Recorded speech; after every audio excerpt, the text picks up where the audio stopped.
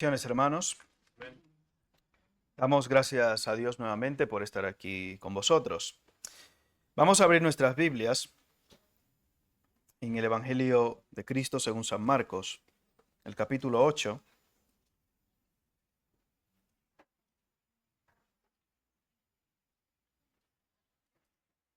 Y vamos a leer los versículos del 34 al 38.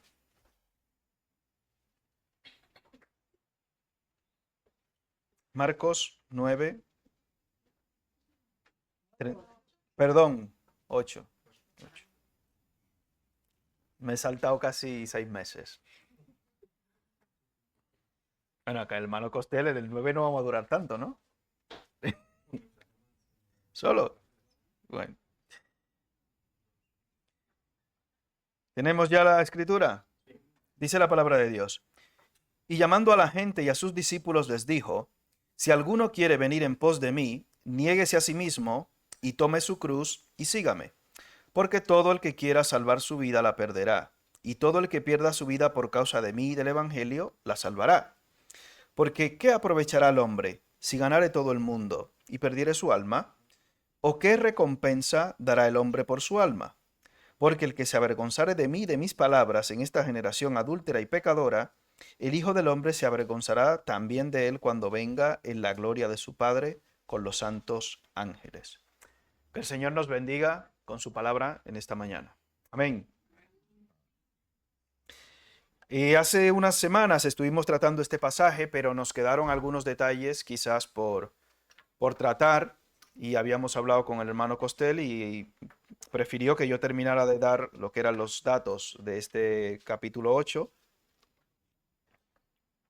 más que los datos, los detalles que quería tratar con vosotros y no entrar él en el 8, sino dejar que yo tratara o terminara el 8 y él pasara al capítulo 9, como ya vimos en el último mensaje que nos predicó. Y de este pasaje hay en algunos aspectos, esencialmente del versículo 38, bastante controversia. Porque el que se avergonzare de mí y de mis palabras en esta generación adúltera y pecadora, el Hijo del Hombre se avergonzará también de él cuando venga en la gloria de su Padre con los santos ángeles.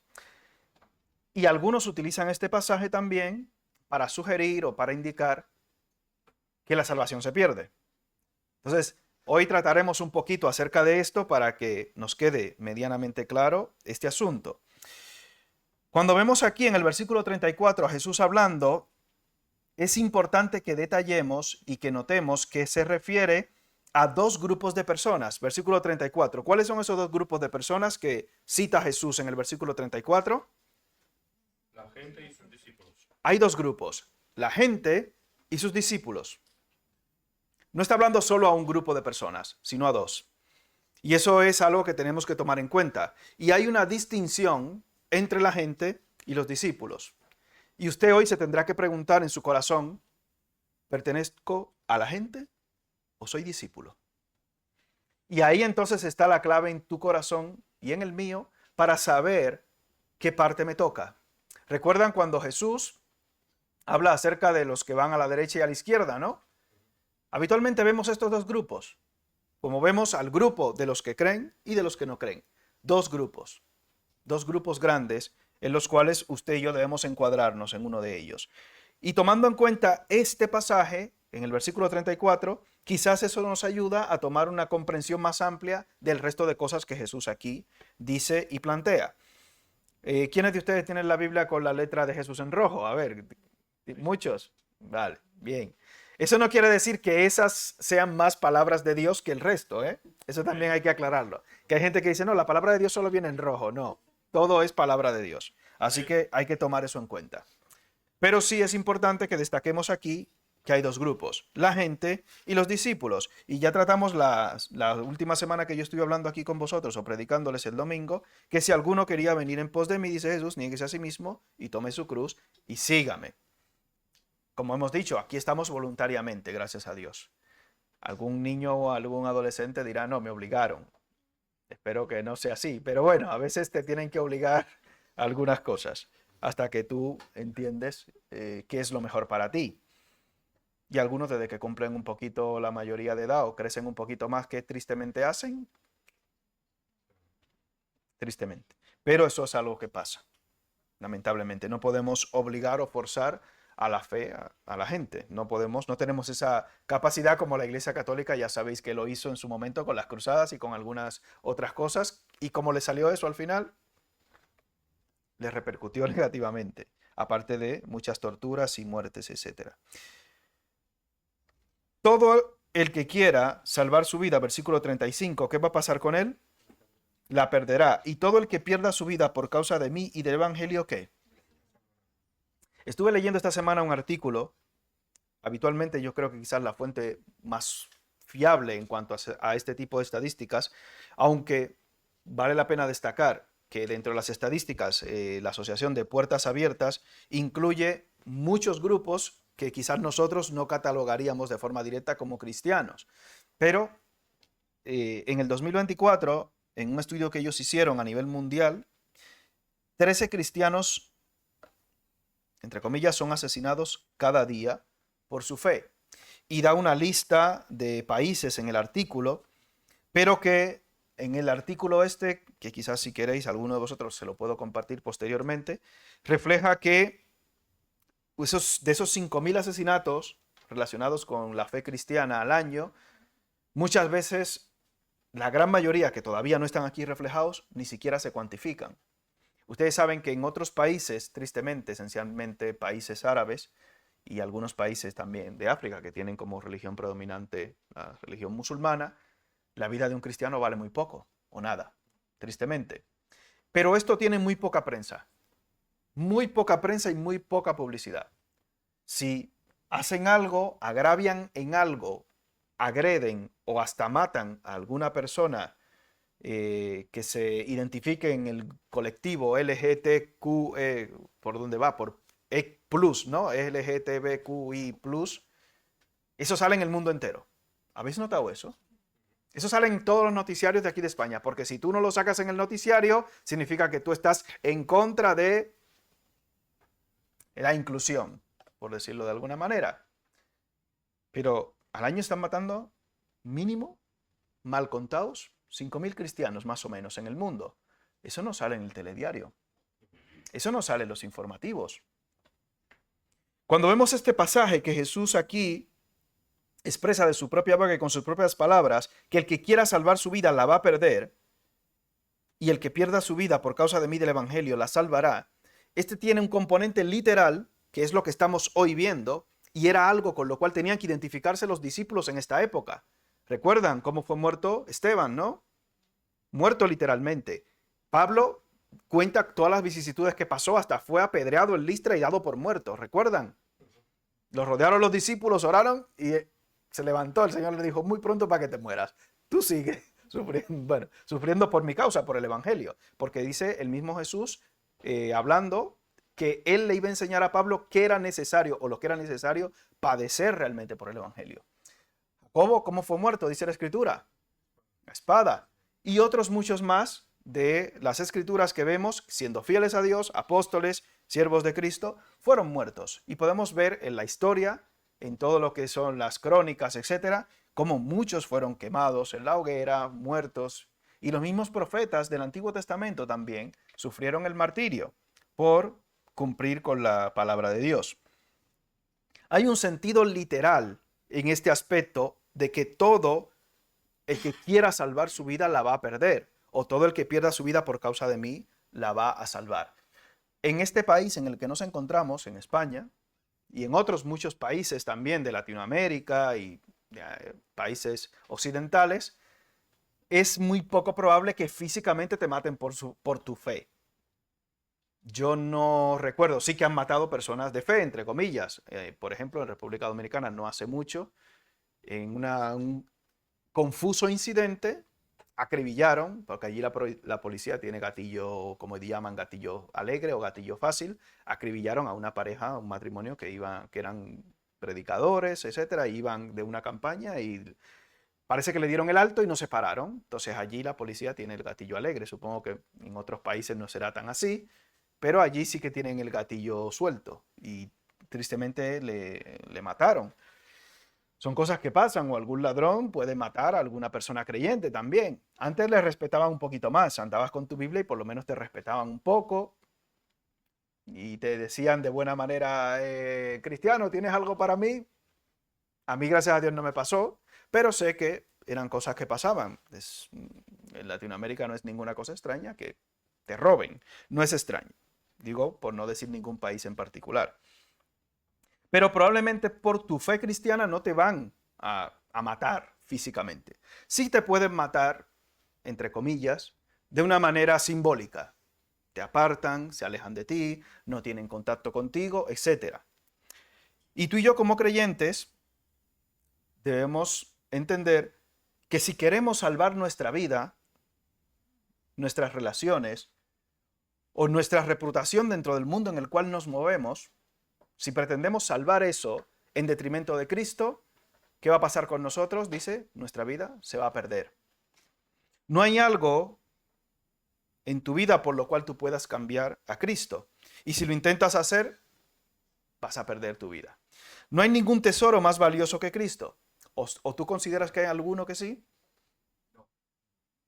Ahí está el problema. Si tú no lo tenías claro y no has respondido claramente, es porque quizás tú consideras alguna cosa de mayor valor para ti. Cuando vemos este pasaje, entendemos que todo aquel que valore su vida o algo o algún aspecto de su vida como superior a Cristo, está literalmente desperdiciando su vida. Recuerdo cuando comencé los caminos de Dios, que a un familiar cercano le dijeron, mira, este muchacho ahora se ha metido a evangélico. Y dice, lo hemos perdido. No sé si a alguno de vosotros le ha pasado algo así, pero tenían ese concepto, un concepto muy extraño. Porque ciertamente había por allí algunos que se llamaban o se denominaban cristianos, que tenían unas vidas hasta cierto punto no muy buenas. Y tenían mala fama. Hoy en día tampoco es nada extraño que algunos de los que se llaman cristianos, que habitualmente tienen esos megáfonos y son muy famosos, yo creo que son mucho más famosos, obviamente, aquellos que hacen las cosas no muy bien que los que las hacen bien. Y no es ninguna cosa extraña. El hermano Costel tiene una lista de esos predicadores que muchas veces no hacen las cosas bien. El hermano Javier creo que me mandó uno que colecciona Ferraris, ¿no? Que ha hecho una bodega para Ferraris. Y esos son los que habitualmente trascienden. Habitualmente trascienden. Porque hay mucha gente a las cuales esas cosas les parecen muy atractivas. Y van a una iglesia muy espectacular, con luces, con sonido, con láser. No sé por qué exactamente, si les recuerda algo concretamente de su vida anterior, o porque esas cosas les atraen directamente y no sé si son realmente nacidos de nuevo. Eso no lo sé. No sé hasta qué punto podríamos valorar ese asunto. Pero si valoramos que hay dos grupos de personas aquí a los cuales se está tratando o hablando Jesús, usted y yo debemos entender que el versículo 38, en el cual dice, el que se avergonzare de mí y de mis palabras en esta generación adúltera y pecadora, el Hijo del Hombre se avergonzará también de él cuando venga en la gloria de su Padre con los santos ángeles. ¿Usted recuerda el llamado de Jesús a los apóstoles? Fue llamándoles o a dos o uno por uno, etc. ¿Fue un llamado privado o un llamado público? Privado. A algunos, porque por ejemplo cuando estaban dos era más de uno. A Pedro y a su hermano estaban juntos, o Juan y Jacobo remendando las redes. Y cuando andaban con Jesús, ¿andaban en público o en privado? Todos los identificaban como discípulos de Cristo. ¿Ellos realmente estaban avergonzados de andar con Jesús?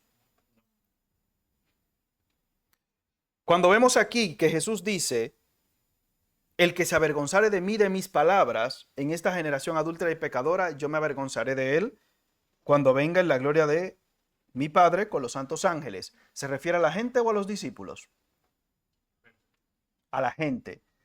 Porque andar con Jesús era un estigma muy peligroso hasta cierto punto, porque estabas en contra de lo que era el sistema religioso y político del momento. Ibas a perder tu trabajo, muy probablemente, ibas a perder tu reputación porque estabas siguiendo a lo que ellos consideraban quizás una secta, la secta de los nazarenos o lo que sea, Y te iban a excluir literalmente de tu propia familia por renunciar al judaísmo.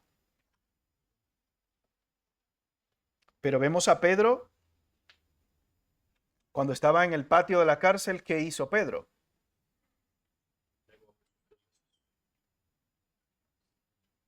Vamos a Mateo capítulo 26, versículo 56, por ejemplo. Mateo 26, 56. Porque esto no solamente lo hizo Pedro.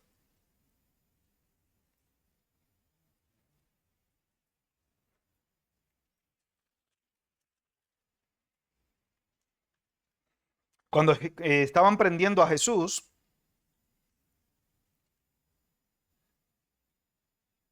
leemos desde el 55, Mateo 26, 55, 56. En aquella hora dijo Jesús a la gente, a los que vinieron a apresarle, como contra un ladrón habéis salido con espadas y con palos para prenderme. Cada día me sentaba con vosotros enseñando en el templo y no me prendisteis. Mas todo esto sucede para que se cumplan las escrituras de los profetas. Entonces, ¿todos quién? Los discípulos se quedaron con Jesús. ¿Qué significa? O sea, entonces perdieron la salvación los discípulos. No, ¿Perdió Pedro la salvación porque negó a Cristo 3 veces? no. Me explico. Cuando leemos la escritura debemos ser conscientes, en este caso del versículo 34, que se refiere a la gente y a los discípulos. Los discípulos habían dado testimonio público de que estaban con Jesús y habían sido enseñados por él. Si tú y yo nos sentamos momentáneamente así, a hacer un flashback, para que se vea que he estudiado inglés esta semana, flashback. ¿Cuántas veces hemos negado tú y yo a Jesús esta semana? Usted dirá, no, ninguna, seguro. Hay muchas formas de negar a Jesús. Con tus palabras, niegas a Jesús. Con tus actos, niegas a Jesús. Hemos negado a Jesús más de una vez. Yo creo que todos nos podemos identificar con esto, tristemente. Eso significa que por lo menos 6 veces a la semana perdemos la salvación, si fuera por esto. Ciertamente, cuando nos presentemos delante de Dios, yo creo que ninguno de nosotros se atreverá, obviamente. El hermano, por ejemplo, nos hablaba en la clase de escuela dominical, cómo al ver un destello de su gloria, como vemos a partir del capítulo 9, aquí en la transfiguración, Pedro, Jacobo y Juan quedan espantados, aturdidos, sacudidos en su mente y en su corazón, como llamarían los médicos una conmoción cerebral. Quedan tontos y aturdidos. Por ejemplo, en el fútbol, cuando se dan algún golpe de cabeza, ya paran los partidos hasta que esa persona le hagan prueba o lo miren, etc. Estaban así aturdidos. No sé si alguno de ustedes alguna vez se ha golpeado en la cabeza y se ha quedado aturdido. Decían de uno, no, es que mi marido nació así ya, desde pequeño. Bueno, se le cayó a la matrona, se le cayó desde pequeño y se ha quedado así. Pero bueno, pobres maridos, cuánto sufren. Pero bueno. Pero usted se queda aturdido, le puede pasar una cosa así, oye, es algo increíble. Ellos vieron la gloria de Dios, o parte de ella, porque no hay hombre que pueda ver la gloria de Dios y se mantenga vivo y en pie. Pero aún así, ellos fallaron, negaron a Jesús, le abandonaron, huyeron. ¿Significa esto que perdieron la salvación? Entonces, gracias hermano, no hay una manera real en la cual tú y yo, cuando nos presentemos delante de Dios, podríamos presentar ningún mérito. Porque para estas cosas, dice el apóstol Pablo, ¿quién es suficiente? Usted se va a presentar delante de Dios con una medalla. Mire, Señor, mira, yo era del Real Madrid, míralo aquí. Digo porque es el mejor equipo del mundo, por decir una cosa. Porque si usted...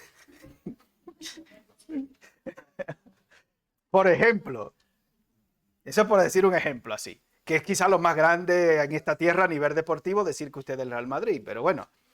Pero aún así eso no te vale delante de Dios. Mira, Señor, es que me gradué con honores.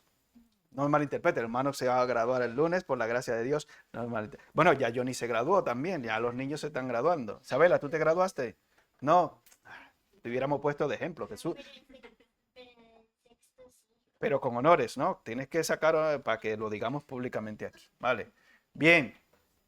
No, es que ahora tengo la licencia, ¿cómo que se llama? El carnet de mercancías peligrosas. Ya soy una bomba humana, ya. Señor, mira. Seguro que muchos de vosotros habéis estudiado, sea en el discipulado o fuera, o habéis escuchado acerca de las coronas, ¿no? En el cielo. Y tenemos 5 coronas, la corona de gloria, la incorruptible. ¿Cómo usted cree que usted se va a presentar con esas coronas delante de Dios? No estoy discutiendo que sean coronas físicas, de que usted se va a presentar ahí como los raperos americanos bueno, y los paisanos míos que se llenan de oros y de cadenas y de cosas. Señor, mira, todo esto lo he hecho para ti. Mira, mira, Señor, qué glorioso. Dice que los ancianos, ¿qué hacían con esas coronas? Es que no tienen ningún sentido. ¿De qué me voy a gloriar? Si usted cree que usted es digno y se puede gloriar de algo, se ha equivocado. Yo creo que todos cuando veamos la gloria de Dios quedaremos peor que Pedro, Jacobo y Juan de aturdidos. Digo, Señor, y tú me has salvado a mí. ¿Qué es esto? Si nos aferramos a la teoría que algunos proponen de que este pasaje se refiere tanto a las gentes como a la gente como a los discípulos, significa que cada 6-7 minutos vamos a perder la salvación, por decir un número, sino cada medio segundo, que sería una cifra más sensata, quizás. Porque cada vez que usted mira al hermano y lo aborrece, mira qué feo, ¡pum! Toma. No, porque la Biblia te lo dice claramente, que es que con tú llamar fatuo a tu hermano o necio, pues ya eres merecedor hasta del infierno de fuego, imagínate tú, porque ese hermano o hermana está hecho a la semejanza de Dios. ¿Cuántas veces no peco yo contra mi hermano?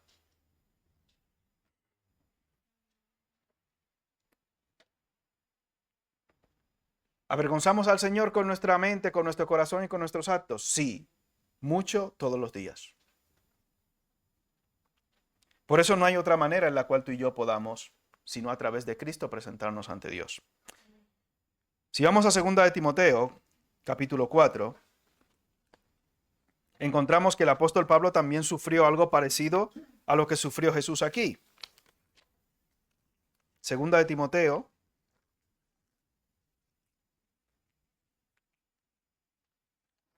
capítulo 4, versículos 16 y 17.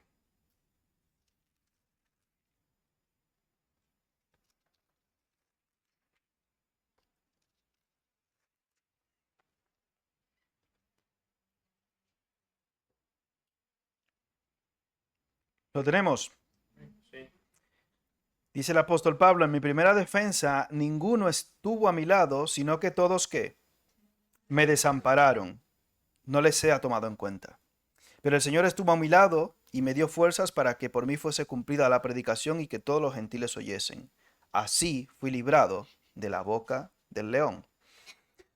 Tú aliarte públicamente con algún cristiano, sea con Pablo, con Pedro, Juan o con cualquiera, significa que tu vida también corría peligro, ¿eh? O sea, las implicaciones que tenía en este momento histórico, el tú expresarte públicamente como creyente, como seguidor de Cristo,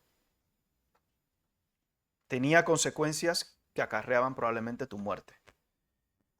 Y Jesús le dice a la gente que está aquí, estos discípulos, después de haber hecho una reprensión muy fuerte a Pedro, recuerdan que le dice, apártate de mí, ¿qué? Y esto delante de los demás. Si llama a este Satanás, imagínate tú las gentes que le llamará. Porque esta generación la define Jesús y también Juan el Bautista como una generación adúltera y pecadora. Esta generación en la cual vivimos no es diferente. ¿O usted cree que sí? No. Es peor todavía. Peor porque tiene aún mucho más información. Es que hoy tenemos la Biblia hasta en los móviles. En aquella época no era posible esto. No era posible ni siquiera tenerla en papel, imagínate tenerla de alguna otra manera. Todo el que quiera salvar su vida la perderá, y todo el que pierda su vida por causa de mí y del Evangelio la salvará. Escuchaba una prédica acerca de esto que decía que quizás para nosotros los creyentes una palabra más práctica para usar en vez de perder es invertir su vida. Porque el que gasta su vida en Cristo no la pierde, la invierte. Realmente es una inversión el tú dedicar tiempo a Dios. Para algunos que no conocen a Cristo, o para muchos, o quizás para todos, ya que para ellos el Evangelio es locura, el estar aquí hoy, un domingo sentado, dicen, es una pérdida de tiempo. Da igual a la hora que sea el culto, como me dijo un pastor. Dice, bueno, ¿el culto a qué hora es? A las 12. Madre mía, ahí nadie llega tarde. Yo digo, hombre, te sorprenderías. Te sorprenderías.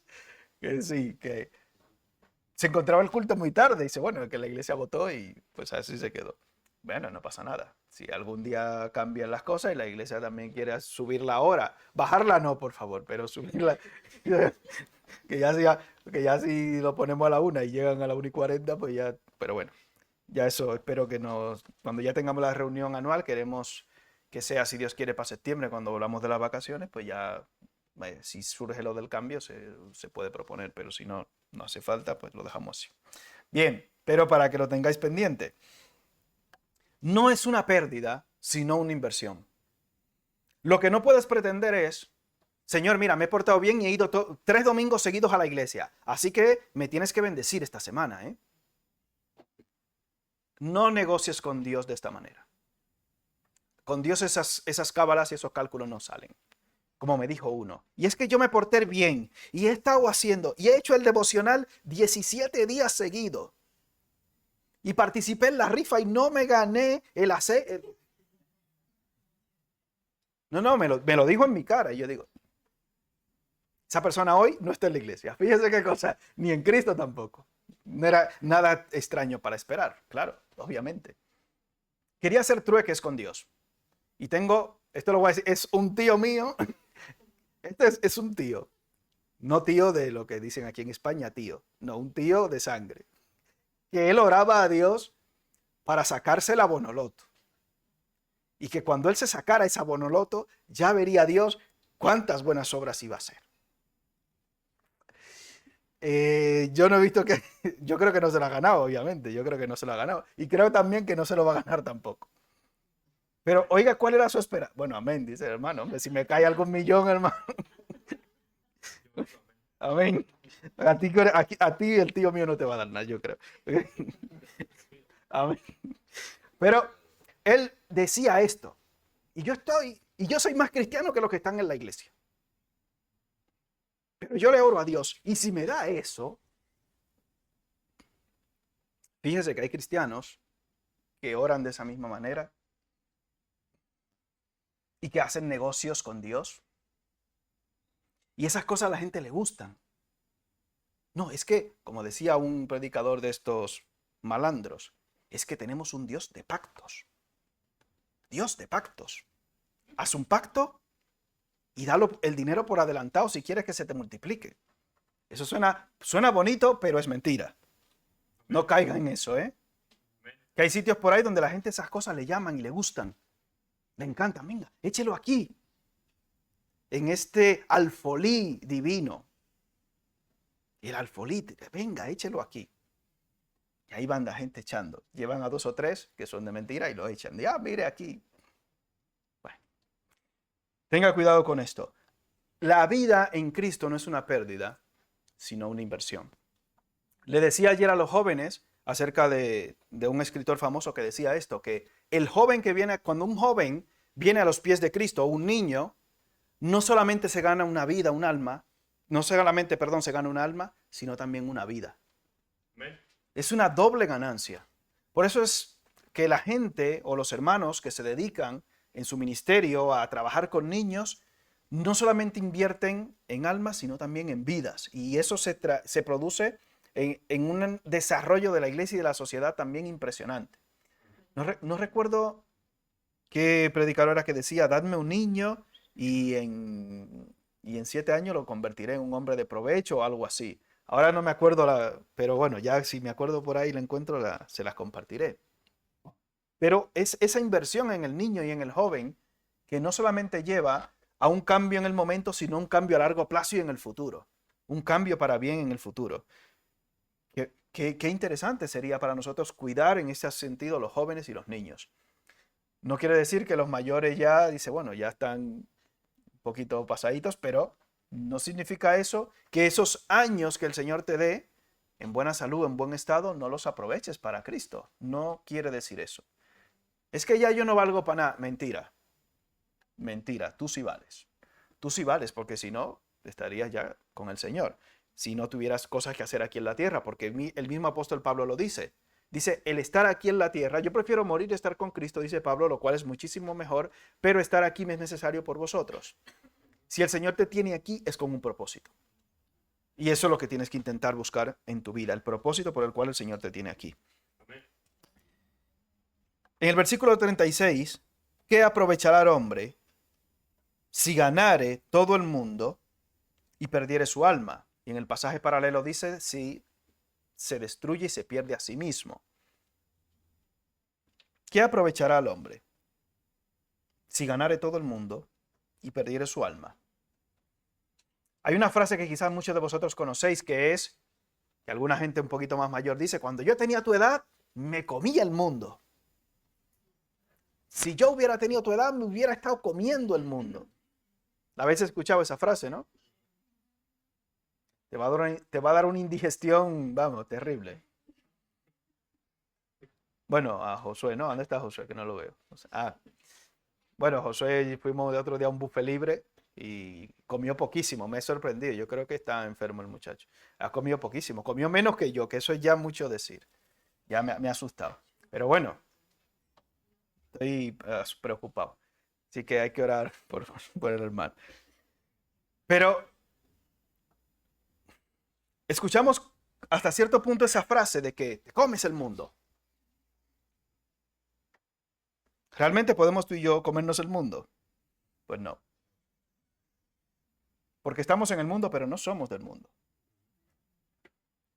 ¿Cuánto puede durar el esplendor físico de una persona?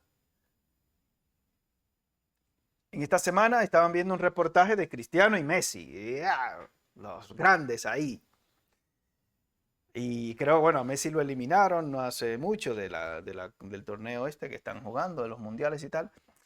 Y decían, no, y yo tengo una edad física, tienen una edad X, tendrán casi 40 o lo que sea, o 40 por ahí casi, pero no, una edad ósea y muscular de 20 y tantos.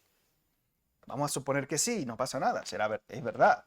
Bueno, están poquito por debajo de William y de mí, pero bueno, están ahí, compitiendo con nosotros, lo están intentando, para intentar mantenerse ellos con su sacrificio, nosotros con las dietas eso lo vamos superando bien.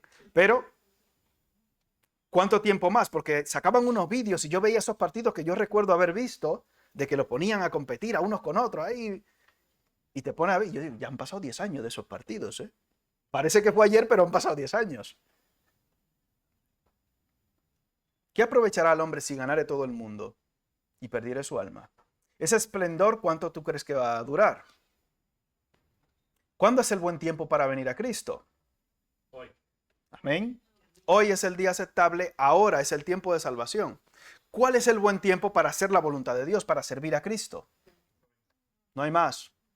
Y hay mucha gente que dice, mira, no, es que el buen tiempo será cuando yo necesito organizar mi vida primero. Me decía uno al cual yo le hablaba de Cristo, no, mira, es que yo no quiero ser un cristiano como Pepe. Es que es un cristiano sinvergüenza. Cuando yo tenga, es que mira, es un sinvergüenza, es que yo estoy mejor que él. Y él es que va a la iglesia. Hombre, lo normal que el que está mal es que vaya a la iglesia. ¿Quién va al médico? El sano. Mira, aquí por eso estamos preciosos, pero estamos todos enfermos los que estamos aquí. No busque usted perfección en ninguno de los que estamos aquí. Lo siento, no la hay. No pierda su tiempo buscando eso porque es que no la hay. Eso no es excusa para el pecado, ¿eh? Obvio. Ojo con eso. No, es que como soy pecador, pues comamos y bebamos, como me dijo una, porque no es así. Se supone que como tú y yo sabemos que tenemos que rendir cuentas delante de Dios, vamos a vivir, hay una palabra que se utiliza que es azorado, o sea, estupefacto de decir, aún estando yo en esta condición, el Señor me ha salvado. Y dice la Escritura, con amor eterno te he amado, Señor, pero tú sabes los pecados del pasado, los del presente, y sabes aún los que voy a cometer en el futuro y aún así me amas. Para estas cosas, dice la Escritura, ¿quién es suficiente? ¿Cómo podemos comprender el amor de Cristo? Que excede, dice, y sobrepasa todo entendimiento y conocimiento. No hay manera. ¿Qué aprovechará el hombre si ganare todo el mundo y perdiere su alma? No hay un reajuste en tu vida que tú puedas hacer en tu mente o en tu corazón para decir, después que haga esto voy a venir a Cristo. No hay eso. Tienes que venir así a Cristo como estás, en tu condición. Porque si tú tienes la capacidad de cambiar tu vida por ti mismo y de ser fiel a Dios por ti mismo, el sacrificio de Cristo para contigo es un sacrificio vano. Porque si yo puedo por mis medios, por mi capacidad, por mi inteligencia, por mi preciosura, por lo que sea, alcanzar el estándar de Cristo, significa que el sacrificio de Cristo es un sacrificio vano. Porque yo puedo conseguirlo por mí mismo. ¿Hay algo que tú puedas hacer para llegar a ese estándar realmente? Realmente no. Es un estándar al cual nunca podremos llegar.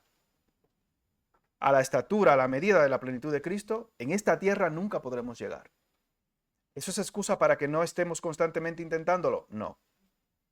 Es la meta que tenemos. Es un estándar tan alto al cual nunca en esta tierra llegaremos. Pero eso es una señal directa para nosotros, para que nos mantengamos en ese constante crecimiento espiritual, en ese proceso que se llama como santificación. Y eso es todos los días. Eso no es estos 17 días o estos 15 días. Como tengo un examen muy importante, me voy a portar muy bien. No, eso no es eso. No trata de esto. No, esta semana no voy a pecar. He escuchado esa, yo espero que no ustedes, pero yo he escuchado esta frase. Esta semana me he esforzado el triple para no pecar y aún así suspendí el carnet de conducir. Yo digo normal. Si una filistea como tú sale a la calle, mata 15 cada medio segundo, vamos. No, es que... Y caemos en este error, hermanos. Y a veces pensamos y tenemos esa maquinación de decir, como me porto bien, como resultado me va a salir las cosas como yo quiero. Y no es así. No es así. Usted y yo como creyentes debemos tener en cuenta que nuestra vida eterna no depende en sí de lo que hayamos hecho nosotros, sino del sacrificio que ya Cristo hizo por nosotros. Pero debemos estar pendientes constantemente de no avergonzarnos de Cristo, como dice en el versículo 38. También nosotros, porque aunque se le diga a la gente, esto no quiere decir que esto no aplique a ti y a mí, que constantemente nos avergonzamos y avergonzamos a Cristo. Porque tú y yo, dice la Escritura en Hebreos, que somos embajadores. Y el apóstol Pedro, hablando de nosotros, dice que hemos sido también hechos reyes y sacerdotes. Somos representantes de Cristo aquí en la tierra. Y si tú estás representando a Cristo cada vez que tú vayas a hablar, o a actuar, o a vestirte, o a salir, o a moverte, tienes que tener eso pendiente en tu corazón y en tu mente. Yo estoy representando ahora mismo a Cristo. ¿Cómo lo estoy haciendo? Cuando alguien te pregunta acerca de tu fe, ¿qué le dices? ¿Lo toreas? ¿Te estás avergonzando de Cristo? Seguro que a muchos de nosotros nos ha pasado en algún momento. Hemos toreado la pregunta, ¿tú eres cristiano? Bueno, yo he ido yo paso por la iglesia, pero si tú llevas 10 años yendo a la iglesia, ¿cómo que pasas por la iglesia? Y toreas la pregunta para no dar testimonio público de tu fe. Te has avergonzado de Cristo. ¿Eso significa que has perdido la salvación? No, pero has fallado. Y he fallado. Y yo creo que todos los que tenemos un tiempo en la vida cristiana podemos identificarnos con estas palabras. Pero eso no quiere decir que porque tú hayas fallado, como fallaron los discípulos, eran los 12 discípulos. Si decimos que los 12 discípulos perdían la salvación, pues apaga y vámonos. Si eran los que estaban con Jesús, pues ya. Vana es entonces nuestra fe y tenemos que salir por aquí y vámonos de aquí. No tiene un fundamento tan débil la salvación en Cristo como nuestras obras, sino un fundamento eterno que es la sangre de Cristo que nos limpia ¿de qué? De todo pecado. Qué gran fundamento tiene nuestra fe. Qué bendición que nuestra fe no se fundamenta en nosotros ni en nuestras obras, porque si no, la perderíamos cada 10 minutos o cada 5 segundos, por decir una cifra. Vamos a ir a Hebreos, capítulo 2, y con este pasaje terminaremos hoy, Hebreos capítulo 2.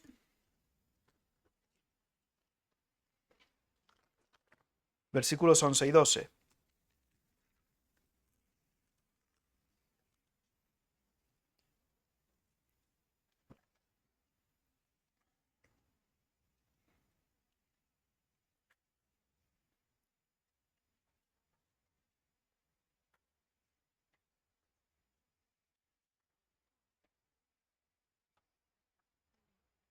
Lo tenemos. Hebreos capítulo 2, versículos 11 y 12. Porque el que santifica, ¿quién es ese? Cristo. Cristo mismo. Y los que son santificados, ¿quiénes son esos? Nosotros los creyentes. De uno son todos. ¿Quién es ese uno? Dios mismo. Por lo cual no se avergüenza de llamarlos como hermanos. De nosotros Él no se va a avergonzar, diciendo: anunciaré a mis hermanos tu nombre, en medio de la congregación que te alabaré. De la gente sí se va a avergonzar. Pero a pesar de nosotros, fíjate, para que entendamos quizás un poquito más la trascendencia de este pasaje.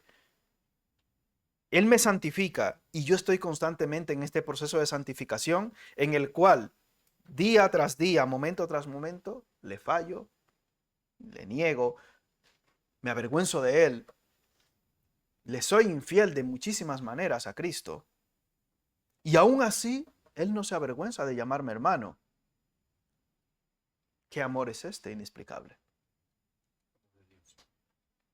Es un amor inmensurable que no puede ser medido. Por eso dice: de tal manera amó Dios al mundo. No hay una palabra que pueda definir esa cifra, esa cantidad de amor. Él no se avergüenza, Jesús, de llamarnos hermanos. Tú y yo debemos ser conscientes y estar pendientes de no avergonzarnos de Cristo cada vez que se nos presente la oportunidad de dar testimonio público de Él. Usted y yo debemos estar atentos a esto. Pero eso no quiere decir que si en algún momento de debilidad fallamos, como hizo Pedro, ya por eso estamos desechados. No es así. Cuando Pedro reconoció su falta, ¿qué hizo Pedro? Lloró amargamente. Lloró amargamente. Hubo arrepentimiento. Y yo creo que ese es el llamado a nosotros los creyentes. Es un llamado constante al arrepentimiento, cosa que muchas veces hoy en día no se hace. Se llama a muchas cosas, pero no al arrepentimiento constante, que nos mantiene contritos y humillados delante de Dios, sabiendo que no hay mérito real en nosotros. Y no nos gusta eso, porque nos sentimos autosuficientes y muy bien, aparentemente. Es que no, es que tienes que venirte arriba y... Sí, ya.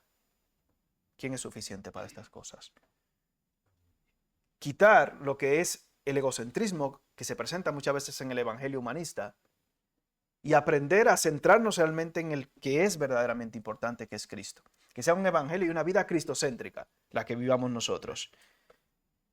Él no se avergüenza de llamarnos hermanos, a pesar de lo que somos, a pesar de cómo somos, a pesar de todas las veces que fallamos. Él no se avergüenza de llamarnos hermanos. Qué bendición y qué seguridad tenemos en Cristo con esto. Como si Él no se avergüenza de llamarme su hermano, voy a pensar yo que no va a tenerme consigo para siempre y eternamente. Como hace y ha hecho con los discípulos. Salvo, dice la Escritura, el hijo de perdición, hablando de Judas Iscariote. Pero para los que todavía no tienen el privilegio de ser discípulos, sino que forman parte del grupo de la gente, seguro que usted tiene muchas excusas para seguir siendo de la gente.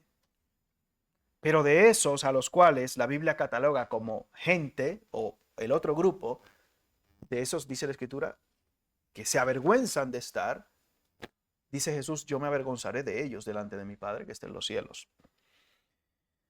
Es mejor ser un discípulo, como veis, imperfecto, que pertenecer al grupo de la gente, entre comillas, perfecta. No hay discípulo perfecto, pero mucho menos gente perfecta. Eso es así. No es excusa, pero es así. Cuando yo organice mi vida, no como ese, cuando yo organice mi vida, entonces vendré a Cristo. No pierdas tiempo. Tu vida nunca se va a organizar sin Cristo. Amén. Si nosotros los que estamos en Cristo estamos luchando y batallando constantemente, imagínate los que no están en Cristo. Si tú no estás en Cristo, ven de una vez a Él ya. Padre, te damos gracias por tu misericordia y por la paz que tú nos das, la seguridad en esa vida eterna, Señor, que has prometido, la cual tú directamente, que no mientes, has prometido desde antes del principio de los siglos para aquellos que hemos depositado nuestra confianza en ti. Padre, no hay mérito alguno en nosotros y para estas cosas realmente ninguno de nosotros es suficiente. No tenemos méritos que puedan comprar la salvación. No tenemos méritos que ofrecer delante de ti porque tuya es la tierra y su plenitud. ¿Qué podemos ofrecer, Señor? Simplemente levantar la copa de la salvación y darte gracias. Te pedimos perdón, Padre, por nuestros pecados, por todas las veces que te fallamos, que negamos a tu Hijo Jesucristo en nuestras vidas y con nuestros hechos. Perdónanos, Padre.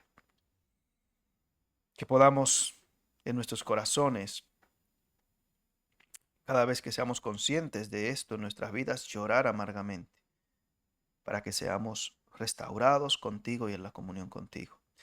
Que no busquemos un evangelio mercantil, Señor, de intercambio, sino un evangelio de amor en el cual Cristo sea el centro de nuestras vidas. Ayúdanos en este proceso de santificación en el cual nos encontramos, Padre, porque el querer el bien está en nosotros, pero no el hacerlo. Perdona nuestros pecados, nuestras faltas. Padre, ayúdanos para que seamos buenos representantes tuyos en esta tierra. Ponemos en tus manos a los que todavía no han tenido el privilegio de conocerte, Padre eterno, para que tu Santo Espíritu les convenza de pecado, de justicia y de juicio. Que puedan venir a tus pies, Señor, en arrepentimiento y fe, y que puedan formar parte del grupo de tus discípulos. Padre, toca los corazones y muévelos hacia ti. Gracias, Señor, por el privilegio que nos das de estar en este lugar libremente y de poder recordarte con estos elementos, recordar el sacrificio de nuestro Señor Jesucristo, con estos elementos que hemos de tomar en este momento. Gracias, Padre, por tu misericordia. En el nombre de Jesús. Amén. Hermanos,